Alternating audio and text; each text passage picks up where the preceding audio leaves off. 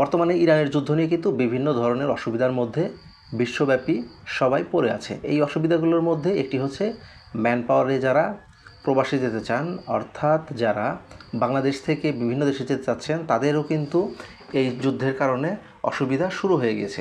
আজকের ভিডিওতে আমি আপনাদের সঙ্গে শেয়ার করব যে আপনারা যারা বাংলাদেশ থেকে কুয়েতে যেতে চাচ্ছেন, এই যুদ্ধের কারণে তাদের কুয়েতে যাওয়া সাময়িকভাবে বন্ধ আছে নাকি একেবারে বন্ধ হয়ে গিয়েছে, বা ভবিষ্যতে খুললেও কবে নাগাদ খুলতে পারে। তো চলুন কথা হবে, সরাসরি চলে যাবো মূল ভিডিওতে। তাই মূল ভিডিওতে যাওয়ার আগে আপনাদের কাছে একটি রিকোয়েস্ট থাকবে, ভিডিওটি যদি ভালো লাগে তাহলে অবশ্যই লাইক করবেন, কোনো মতামত থাকলে কমেন্টে জানাবেন, এবং আপনি যদি আমার চ্যানেল নতুন হয়ে থাকেন তাহলে অবশ্যই চ্যানেলটি সাবস্ক্রাইব করে পাশে থাকা বেল আইকনটি বাজিয়ে দেবেন, যেন পরবর্তীতে এরকম ইম্পর্টেন্ট ভিডিও আপলোড করার সাথে সাথে আপনি নোটিফিকেশন পেয়ে যান।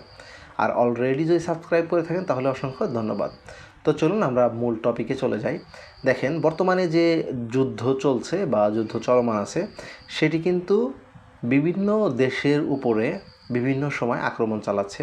যেমন এর মধ্যে সৌদি আরব, কুয়েত, কাতার, বিভিন্ন দেশেই কিন্তু আক্রমণ চালিয়েছে।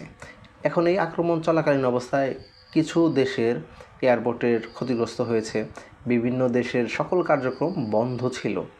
আজকে 12ই জুন বর্তমানের যে আপডেট, সেই আপডেট অনুযায়ী আপনি যদি কুয়েতে যেতে চান, কুয়েতের কাজ সীমিত আকারে শুরু হয়েছে। যে কাজগুলো দেখা যেত 2-3 মাসেই হয়ে যেত, সেই কাজগুলো একটু ধীর গতিতে হচ্ছে, তবে কাজ শুরু হয়েছে। এটি একটি আশার বাণী শোনা যাচ্ছে, কারণ কাজ যদি একেবারেই বন্ধ থাকে তাহলে কিন্তু কোনোভাবেই কাজ আগাবে না। যেহেতু কাজ সীমিত পরিসরে শুরু হয়েছে, তাহলে আশা করা যাচ্ছে যে আপনারা যারা কুয়েতে যাওয়ার জন্য বিভিন্ন এজেন্সিতে পাসপোর্ট জমা দিয়েছেন, তারা ধৈর্য সহকারে অপেক্ষা করুন, আপনাদের কাজগুলো হবে ইনশাল্লাহ। আজকের ভিডিওটি এই আপডেট দেওয়ার জন্যই তৈরি করা। তো আশা করছি এই ভিডিওটির মাধ্যমে আপনাদের মনের যে হতাশা ছিল, দুঃখ কষ্ট ছিল যে কবে নাগাদ খুলবে না খুলবে, অলরেডি কুয়েতে সীমিত আকারে ভিসার কাজ শুরু হয়েছে, এবং অন্যান্য অফিসিয়াল যে কাজগুলো সেগুলো কিন্তু কুয়েত সীমিত আকারে শুরু করে দিয়েছে। আশা করছি এই তথ্যটি আপনার খুবই হেল্প হবে।